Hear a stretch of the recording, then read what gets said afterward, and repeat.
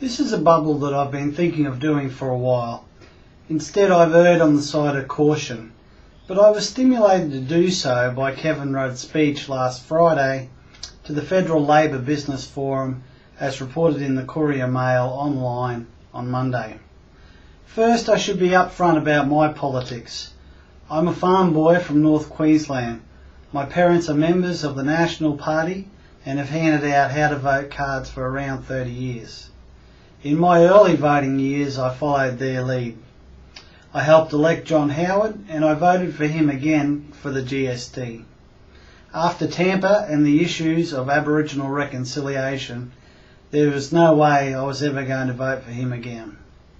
I don't remember at what point I voted Labor at the state level for the first time, probably in my late 20s or early 30s. I would say that I am now a genuine swing voter, but I am definitely left-leaning for exactly the same reasons as Warren Buffett. I think that left-wing parties generally do more to help the average person who genuinely needs the help. I voted for Kevin Rudd and I have no regrets. I consider myself a reasonable judge of character. I think that Kevin Rudd has the potential to be a really good leader. He's smart, can be inspirational when he speaks, and he has the ability, when he chooses to be down to earth and relate very well to the person on the street. I haven't yet made up my mind whether the latter character is genuine or part of his spin. Ultimately, it doesn't matter whether it is real, as long as he does the right thing for the country, and especially those that need some help. What has happened to our economy thus far in his term has largely been due to the profligate spending by the previous government and international factors. Though I am sure that their input into interest rate settings was that it was better to have increases early in their term to pin them on the previous government. But I am concerned that there are early signs, especially when it comes to housing, that Mr Rudd may not be entirely genuine when he says he will put the interests of working families front and centre. The Courier Mail article I referred to earlier was entitled "Kevin Rudd Slams Money Men's Lack of Morals," and anybody who read the article and watched my Bubble of the Day 38 on Saturday will see a very, very similar sentiment in regards to the abhorrent level of greed on display over the last few years. But the following statements make me very concerned. Mr Rudd is quoted as saying, and I start quote, "This crisis bears the fingerprints of the extreme free market ideologues who influence much of the neoliberal economic elite. Free market ideologues who have a naive belief that unrestrained markets are always self-correcting and that markets left to themselves will always achieve optimum outcomes." End quote.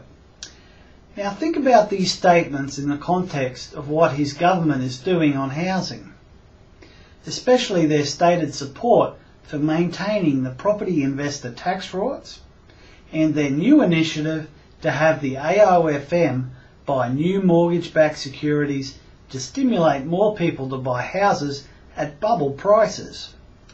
I am extremely concerned that Mr Rudd is starting to argue the case for a policy to put a floor under house prices at these ridiculous levels. First, our housing markets have not been free for decades. The property investor rorts have placed a speculative premium in our markets for many years. Second, let me read slowly and deliberately a quote from this paper by Anthony Richards, Head of Economic Analysis Department at the RBA. And he says, "Both home ownership and ownership of rental property tend to rise with incomes. So it is lower income households that tend to suffer from rising housing prices and higher income households that tend to gain." So if rising house prices has been to the detriment of lower income Australians, then if the government introduces even more distortions into housing markets to keep prices at unrealistic bubble prices, those same working families are going to suffer even more. The first instruction Mr Rudd gave his MPs after winning office was to visit a homeless shelter. A concerning possibility is that Mr Rudd may have a strategy of appearing sympathetic to those affected by the housing affordability crisis whilst not actually doing anything to solve it. Why would he not want to do something about it? Well, perhaps the fact that his family has ties with property developers might have something to do with it. According to an article by Greg Roberts in The Australian on 1st of March 2008, the PM's brother is a lobbyist who has worked for property developers in Queensland. Moreover, much has been said in the Sunshine State about the cosy relationship between politicians and developers. We all are still in the dark over Mr Rudd's intention on housing. Whether he is going to step back and allow the market correction that has begun of its own volition to go the course and reach a fair price for a home.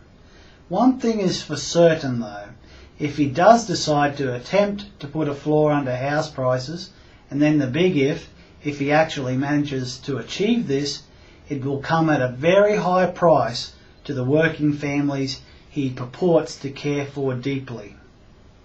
Thank you. www.geocities.com/homesforaussies. Standing up for affordable housing for all Australians. Written and spoken by Dr. Brett Edgerton, founder of Homes for Aussies.